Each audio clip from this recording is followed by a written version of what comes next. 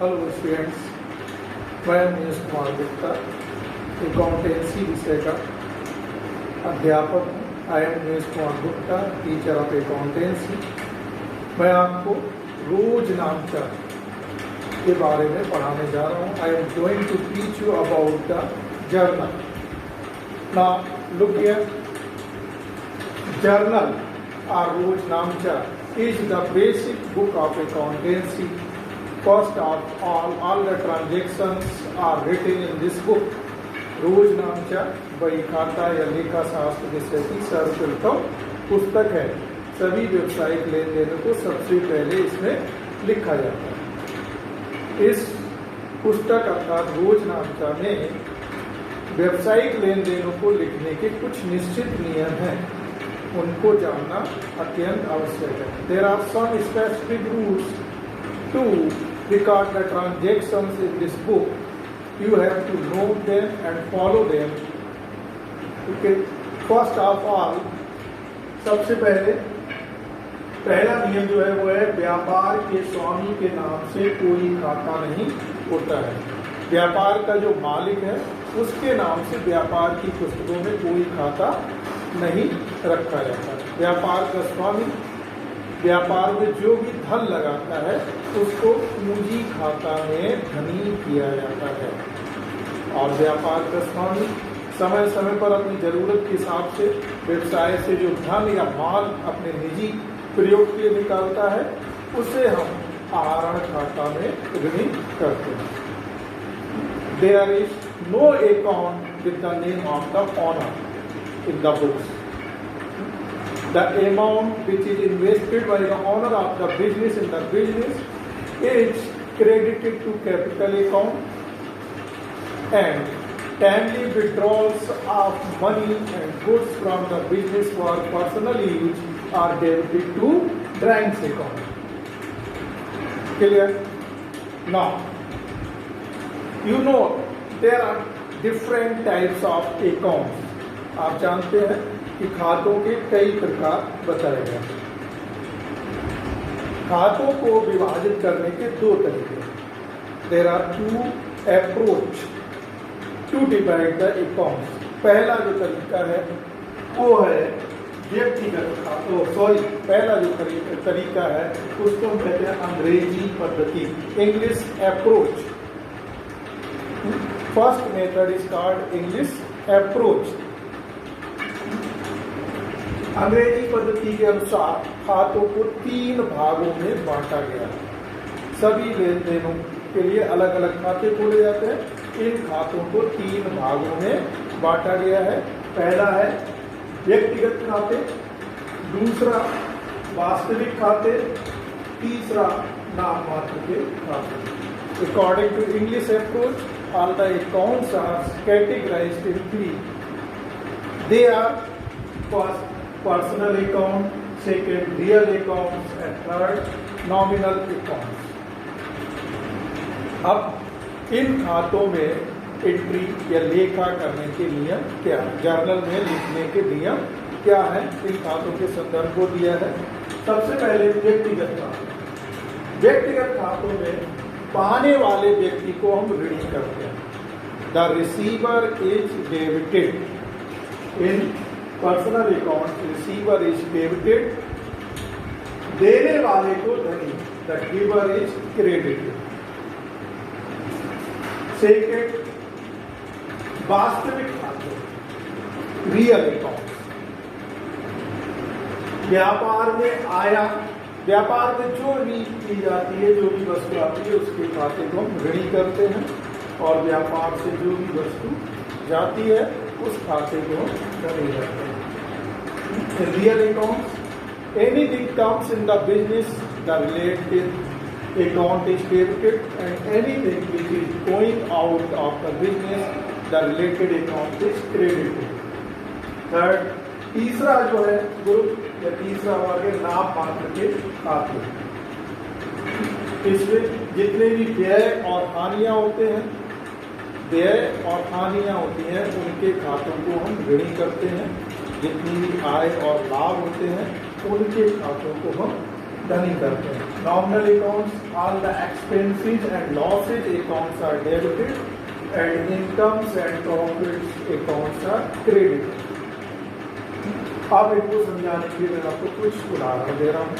Now I am giving some examples to explain it. First, personal व्यक्तिगत खाते। मान लीजिए आपने राम को रुपए दिए, तो राम क्या है? राम व्यक्ति है, ठीक। तो राम को रुपए दिए, यहाँ पर रुपए को पाने वाला व्यक्ति कौन है? राम। तो पाने वाला है राम, तो पाने वाले को क्या करते हैं? ऋणी। तो इसलिए राम को ऋणी करेंगे, ठीक। और जब आपने राम को रुपए दिए हैं, यानी कैश नगद दिया है, तो नगद या कैश या रोकड़ वो है आपकी संपत्ति या वास्तविक चीज है, तो उसको वास्तविक खाते के अंतर्गत रखते हैं। तो जब आप उसको रुपए दे रहे हैं तो रुपए चाह रहे हैं, यानी कि कैश चाह रहा है, तो हम कैश अकाउंट को डेबिट करें। Suppose you have given amount to Ram, here receiver, Ram is the receiver, so he will be debited, and cash is going out. Cash is a real thing, it is real account, so it is cash is going out, so it will be credited.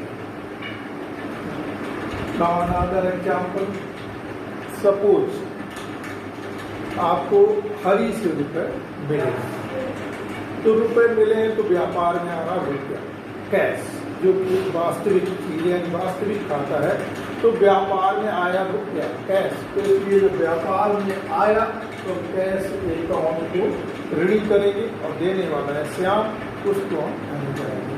You have received cash from Shyam, here cash is coming in the business, so you will debit the cash account and giver is the Shyam, so you will credit Shyam. Clear? Now expenses accounts and losses accounts are debited. व्यय और हानि की खाते ऋणी किए।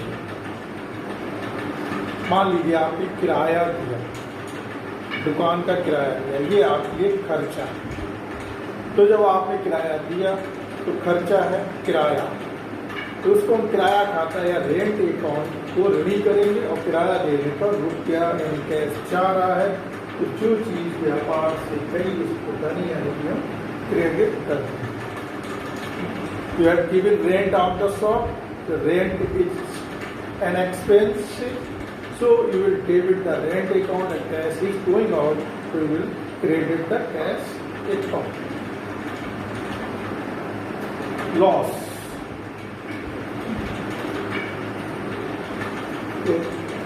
suppose your goods is destroyed, so here goods, for goods destroyed you will debit the PL account. There is a loss, so you will debit the PL account and goods account will be credited. मान लीजिए आपका माल नष्ट हो गया, तो ये आपकी हानि होगी, उसके लिए लाभ खाता डेबिट कर देंगे और माल खाता क्रेडिट कर देंगे, क्योंकि माल चला। इसी तरीके से आय या लाभ जितने होते हैं उनको, मान लीजिए आपको कहीं से कमीशन मिला, आपने किसी की माल बिकवाने में मदद की, उसके बदले आपको कमीशन मिला, कमीशन आपकी इनकम हो गई, तो कमीशन खाता जो आपका इनकम आय हो गई, इसलिए उसको धनी करेंगे। और कमीशन मिलने में आया है आपके पास नगद कैश, उसको हम ऋणी करेंगे। व्यापार में कैश आया उसको हम ऋणी कर देंगे, और कमीशन आपकी आय है इसलिए उसको धनी करेंगे। Suppose you have received amount for commission for help in selling goods to another, here you are receiving commission in form of cash, so cash is coming in, so you will debit the cash account and commission is your income, so you will credit the commission account. Now अब आपकी दूसरी पद्धति है, उसको कहा जाता है American पद्धति। अमेरिकन पद्धति में खातों को किस तरीके से डिवाइड किया गया? संपत्ति खाते, दायित्व खाते, व्यक्तिगत खाते, आय व्यय खाते। According to American approach, accounts are divided as under first assets account, liabilities account, personal account, and income and expenditure account. अब संपत्ति खाते के लिए नियम है वृद्धि को हम ऋणी करेंगे और कमी को करेंगे। अगर संपत्ति में वृद्धि होती है तो आप उसको ऋणी कर देंगे और संपत्ति में कमी होती है तो कमी करेंगे। If assets is increase then asset account will be debited, if asset is decrease assets accounts are credited. For example, you have purchased a machine. You have purchased a machine. The machine is an asset, and there is increase of asset in the business. So machinery account will be debited for the increase in machine, and for receiving the machine, money is going out, money is another asset, it is decreasing, so we will credit the cash account for decreasing money. मान लीजिए आपने machine खरीदी है, तो machine खरीदने पर machine एक संपत्ति है जिसमें वृद्धि हो रही है, तो अतः मशीन खाता ऋणी करेंगे और मशीन के खरीदने पर नकद जो ये दूसरी संपत्ति है उसमें कमी हो जाएगी, तो उसको कमी होने पर नकद यानी कि कैश अकाउंट या रोकड़ खाता ऋणी कर। अब आता दूसरा दायित्व। दायित्व यानी जो आप दूसरों को देना, अगर दायित्व में वृद्धि होती है तो डेबिट और दायित्व में कमी होती है तो क्रेडिट। सॉरी, दायित्व में वृद्धि होती है तो क्रेडिट और दायित्व में कमी होती है तो डेबिट। ये आपका संपत्ति खाते का उल्टा नियम लगता है, क्योंकि संपत्ति का उल्टा अर्थ होता है दायित्व, तो इसमें बिल्कुल उल्टा नियम लगता है। अगर दायित्व में वृद्धि हुई तो दायित्व खाते को हम क्रेडिट कर देंगे और दायित्व में कमी हुई है तो दायित्व खाते को हम डेबिट कर देंगे। If liabilities are increased, liabilities account are credited. If liabilities are decreased, liability account are debited. For example, आपने बैंक से लोन लिया तो वो आपका एक दायित्व है।